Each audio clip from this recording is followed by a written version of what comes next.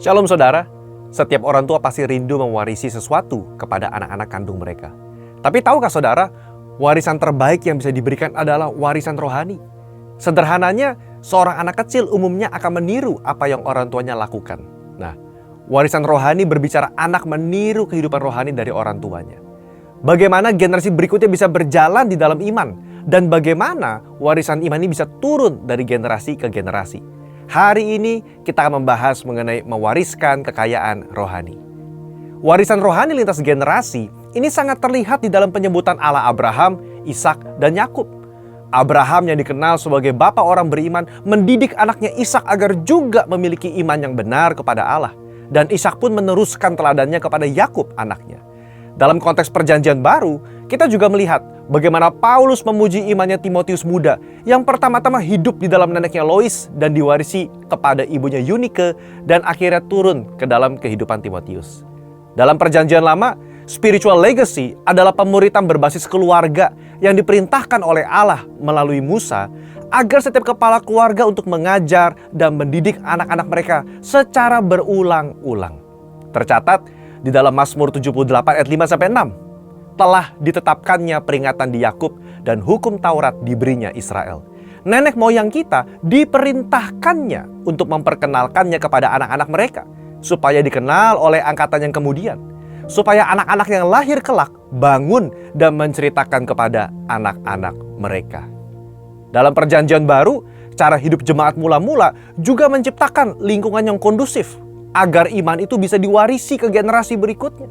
Tercatat di dalam Kisah Rasul 2 46-47 bahwa jemaat mula-mula selain berkumpul bersama tiap-tiap hari di bait Allah, mereka memecahkan roti di rumah masing-masing secara bergilir dan makan bersama-sama sembari memuji Allah. Dalam rumah masing-masing, tentu seluruh anggota keluarga ikut serta, termasuk anak-anak, di dalam mendengarkan pengajaran, berkomunitas, dan memuji Allah. Disinilah proses mewarisi nilai-nilai rohani itu terjadi. Apa yang dapat kita wariskan kepada generasi berikutnya? Setidaknya ada dua hal yang dapat kita warisi. Yang pertama, warisan iman. Iman terkadang dipelajari terbaik bukan dari ibadah, tetapi dari kehidupan orang tua yang dijalani bersama dengan anak-anaknya. Orang tua dapat menuntun anak-anaknya dalam mengenal kebenaran firman dan mengenal Yesus secara pribadi sebagai Tuhan dan Juru Selamat. Tidaklah cukup hanya menitipkan anak di sekolah dan di gereja untuk belajar mengenai iman Kristen kalau di rumah praktek iman itu tidak dilakukan bersama.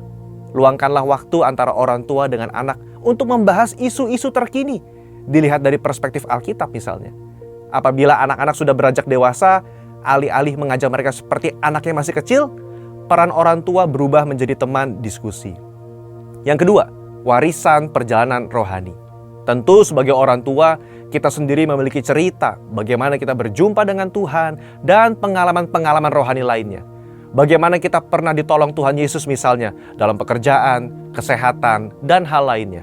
Ini perlu diceritakan kepada anak-anak sebagai warisan perjalanan rohani agar kelak ketika mereka menemukan masalah yang sama dalam hidup, mereka bisa dikuatkan dari kesaksian orang tua mereka. Di dalam menjalani hidup, tentu orang tua sudah jauh lebih berpengalaman dalam mempraktekkan kebenaran firman dan melihat hasilnya. Ini yang perlu diwarisi kepada generasi berikutnya. Bagaimana Allah itu setia kepada mereka yang berjalan sesuai dengan firman-Nya, sekalipun misalnya dunia mencemooh. Dalam pemuritan berbasis keluarga ini, warisan rohani bisa diteruskan dalam berbagai cara. Pertama, melalui keteladanan. Anak-anak yang masih kecil cenderung akan meniru apa yang orang tuanya perbuat. Karena itu, dalam fase pertumbuhan seperti ini, justru perbuatan dari orang tualah yang menjadi penting, bukan sekedar kata-kata. Orang tua bisa mencontohkan bagaimana berdoa bersama, menyembah sebagai keluarga, dan membaca Alkitab di depan anak-anaknya. Yang kedua, melalui mesbah keluarga. Mesbah keluarga adalah waktu di mana seluruh keluarga bisa berkumpul bersama, memuji dan menyembah Tuhan, membaca Alkitab, saling diskusi atau sharing. Hal ini menjadi momen-momen penting di mana nilai-nilai luhur dalam hidup bisa diwariskan. Dan kalau ada kejadian di sekitar yang bertentangan dengan nilai Alkitab bisa dibahas. Budaya keterbukaan dan diskusi seperti ini sangat penting. Kenapa? Karena generasi sekarang adalah generasi yang suka berdiskusi dan apa adanya. Tentu, gereja juga hadir mendampingi orang tua dan anak-anak dalam pertumbuhan iman mereka. Yang ketiga, melalui kehidupan sehari-hari.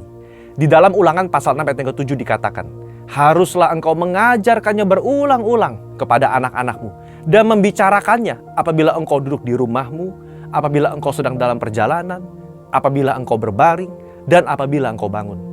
Maksud dari ayat ini adalah firman Tuhan dan nilai-nilainya harus menjadi bagian dari perbincangan sehari-hari dalam sebuah keluarga.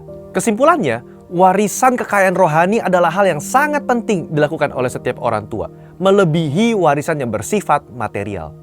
Bila hal ini dilakukan dengan baik, maka setiap anak dalam keluarga akan menerima warisan yang sangat mahal, dan hidup mereka pasti jadi berkat bagi banyak orang. Saudara, untuk penjelasan lebih lengkapnya dari tim teologi kami, silakan buka link yang ada di atas atau scan QR Code yang tersedia. Maranatha, Tuhan Yesus memberkati kita semua.